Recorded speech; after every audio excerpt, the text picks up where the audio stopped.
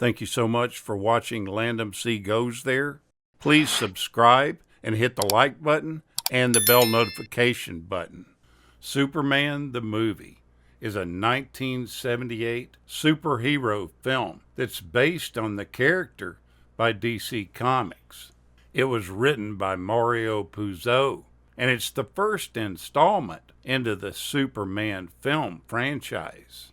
It was directed by Richard Donner, and it has an amazing ensemble cast, which includes Marlon Brando, Gene Hackman, Christopher Reeve, Margot Kidder, Glenn Ford, Phyllis Thaxter, Jackie Cooper, Trevor Howard, and many, many more.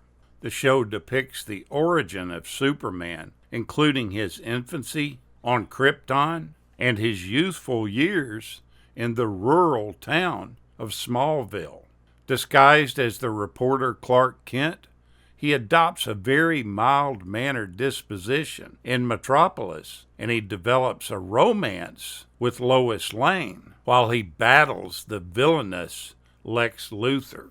In order to develop and be convincing with his muscular stature to play Superman, Christopher Reeve underwent a bodybuilding workout that was supervised by David Prowse, the man who played Darth Vader in the original Star Wars trilogy. On his first day on the set, Marlon Brando suggested to the director that the cameras roll during their rehearsals. Brando was notoriously lazy and was constantly pulling little stunts like this to lessen his workload. Initially, Gene Hackman refused to cut off his mustache to play Lex Luthor. In early one-sheets of the movie, his face is featured with a mustache. Before Richard Donner and Hackman met face-to-face, Donner proposed to Hackman that if he would cut his mustache off, that Donner would cut his too, and Hackman agreed to this. It turned out later that the director didn't have a mustache at all. He wore a false mustache that he peeled off at the last moment. In order to maintain on-screen continuity, Christopher Reeve dubbed all of Jeff East's dialogue as the young Clark Kent. You never hear East's voice in any of the film. The movie was being filmed in New York City on the night of the 1977 blackout that happened there. The New York Daily News was able to go ahead and publish despite this blackout. This was all because the film company let the newspaper use their generators. In the helicopter scene, originally the simple plan was to have Superman just save Lois from falling, but later on the director decided that he would have the helicopter fall too, and he modified the scene and called it a double jeopardy scene.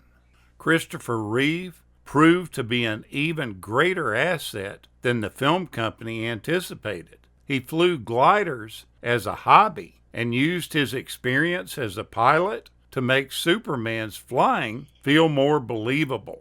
His performance as both Superman and Clark Kent was widely praised in making the superhero's secret identity seem surprisingly convincing. Also, Reeve provided his voice for the air traffic controller, giving the arriving helicopter pilot the current flying conditions.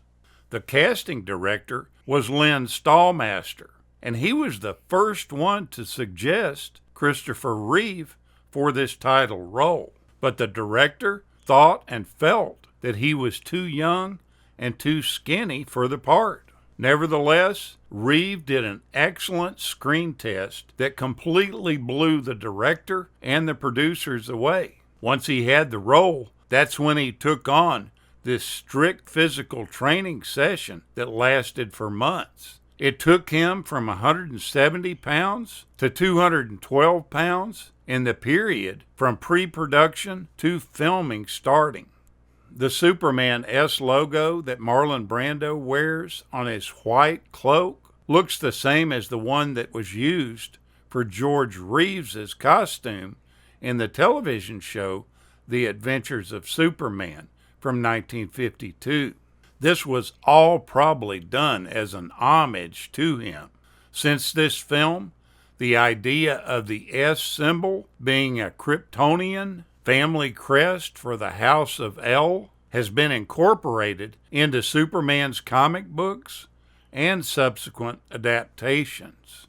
To obtain the glowing effect of the clothing on Krypton, the wardrobe department spent weeks and weeks sewing tiny glass balls on each actor's apparel. If the material was accidentally touched, the oils on the actor's hands would interfere with the lighting effect, leaving a dull patch on the costume. Superman breaks the fourth wall of filmmaking when he smiles at the audience in the last shot of this movie. This is the same way that director Richard Donner ended his last movie, which was The Omen from 1976. The main character of Damian breaks that same fourth wall and smiles at the audience. In fact, both Superman and Superman 2 from 1980 end with Superman looking at the camera and smiling at the viewers. Among the actresses who screen tested for the role of Lois Lane were people like Ann Archer, Leslie Ann Warren, Deborah Raffin, Susan Blakely, Stockard Channing, and April Byron. One of the primary reasons that Margot Kidder was chosen over all of these actresses was the fact that she was the only one who saw the humor in the line, "What color underwear am I wearing?" Leslie Ann Warren had actually portrayed Lois Lane earlier in a television special, It's a Bird, It's a Plane, It's Superman, from 1975. Now, Margot Kidder gained worldwide fame from playing this role, and she became a household name in Hollywood for a short period.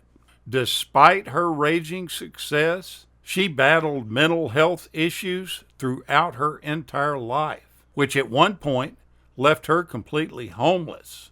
The last few years of her life, she spent time being manipulated by meth addicts that she was trying to save.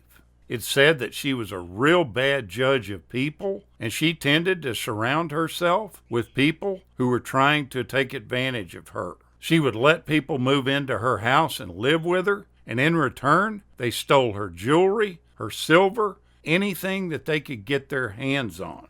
She ended up dying May 13th, 2018, in her Livingston, Montana home at the age of 69. Later that summer, it was reported that her death had been ruled a suicide by overdose. Kidder was cremated, and her ashes were scattered by her brother John in a childhood favorite location that they had in Canada, as well as some of it being done in Montana. It's always fun to go back and watch this film. It's a great movie from the 70s. Thank you so much for watching, and we'll continue to chase the classics.